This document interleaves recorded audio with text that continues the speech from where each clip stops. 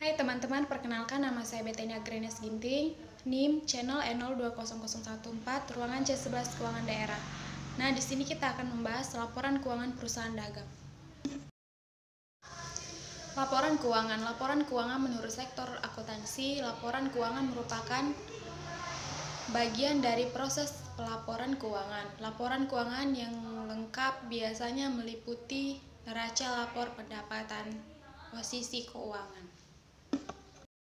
Tujuan laporan keuangan itu yang pertama, memberikan informasi yang terpercaya tentang sumber daya ekonomi dan kewajiban perusahaan. Yang kedua, memberikan informasi terpercaya tentang sumber kekayaan bersih yang berasal dari kegiatan usaha dalam mencari laba. Yang ketiga, memungkinkan untuk menaksir potensi pelaksanaan dalam menghasilkan laba. Dan yang keempat, mengungkapkan informasi relevan lainnya yang dibutuhkan para pencari laporan.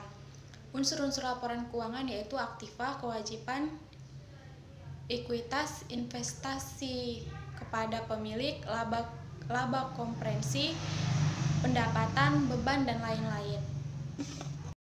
Laporan keuangan perusahaan dagang itu dapat dibagi menjadi 4, yaitu laporan laba rugi, laporan perubahan ekuitas, laporan arus kas, dan catatan atas laporan keuangan.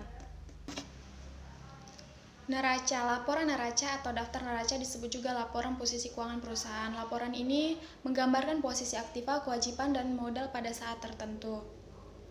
Komponen neraca perusahaan dagang. Neraca terdiri dari beberapa kelompok real atau akun nyata terdiri dari aset, aktiva, atau harta, yaitu dapat dibagi menjadi 3, harta lancar, harta tetap tak terwujud, dan harta tetap terwujud.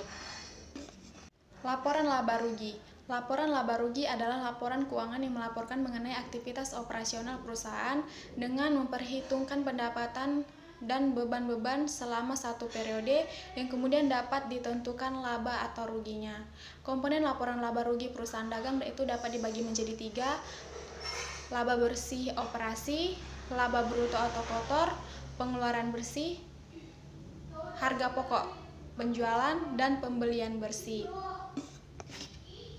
Bentuk laporan laba rugi perusahaan dagang yaitu dapat dibagi menjadi 3, bentuk langsung, bentuk bertahap, dan laporan perubahan modal. Komponen laporan perubahan modal itu dapat dibagi menjadi 4, yaitu